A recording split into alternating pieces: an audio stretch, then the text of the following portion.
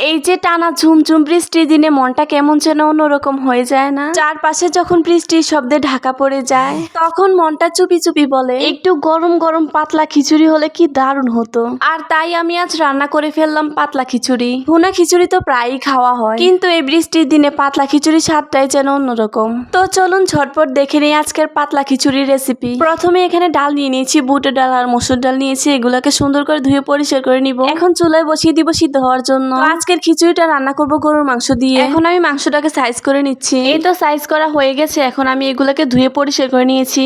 এদিকে পেঁয়াজ কুচি করে নিয়েছি, একটা আলু কেটে নিয়েছি, কয়েকটা কাঁচামরিচ নিয়েছি। এখানে আমি চাল ডাল একসাথে সবকিছু বসিয়ে দিয়েছি।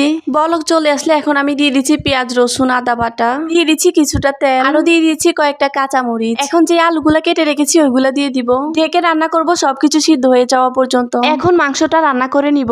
প্যানে তেল দিয়ে দিয়েছি, এখন কিছু পেঁয়াজ কুচি দিয়ে দিব। পেঁয়াজটা একটু নেড়ে চেড়ে ভেজে এখন দিয়ে দিব পেঁয়াজ রসুন বাটা, দিয়ে দিচ্ছি আদা বাটা। এখন মশলাগুলোকে নেড়ে চেড়ে মিক্স করে নিব। দিয়ে দিচ্ছি স্বাদ মতো লবণ, হলুদ গুঁড়ো, মরিচ গুঁড়ো, আরো দিয়ে দিচ্ছি গরম মশলা। এখন মশলাগুলোকে ভালো করে নেড়ে চেড়ে মিক্স করে নিব। সামান্য পরিমাণে পানি দিয়ে মশলাটাকে ভালো করে কষিয়ে নিব। মশলাটা ভালো করে কষানো হয়ে গেলে এখন গরুর মাংসটা দিয়ে দিব। এখন আবারও নেড়ে চেড়ে ভালো করে মিক্স করে নিব। তো এখানে আস্ত মশলাও দিয়েছি, লং, দারচিনি, এলাচ, তেজপাতা। তো এখন মাংসটাকে ভালো করে কষিয়ে নিয়েছি। এই তো দেখতেই পাচ্ছেন তেলটা একদম উপরে ভেসে এসেছে। তো আমি মাংসটাকে একদম বুনা বুনা করে রান্না করে নিয়েছি। এই তো এই দিক দিয়ে চাল ডাল একদম ভালো মতনই সিদ্ধ হয়ে গেছে।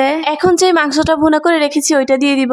নেড়ে চেড়ে ভালো করে মিক্স করে দিচ্ছি। এখন এটাকে অনবরত নাড়তে হবে, না হয় লেগে যাবে। এই তো আমার পাতলা খিচুড়ি রেডি। দেখেই মনে হচ্ছে যে কতটা ইয়াম্মি হয়েছে। বৃষ্টির দিনে এরকম লেটকা খিচুড়ি খাইতে অসাধারণ লাগে। বাসায় ট্রাই করে দেখতে পারেন। তো আজকের রেসিপিটা আপনাদের কাছে কেমন লেগেছে অবশ্যই কমেন্ট করে জানাবেন। ভিডিও ভালো লাগলে লাইক, কমেন্ট এন্ড শেয়ার করে সবাই পাশে থাকবেন। সবাই ভালো থাকবেন। আল্লাহ হাফেজ।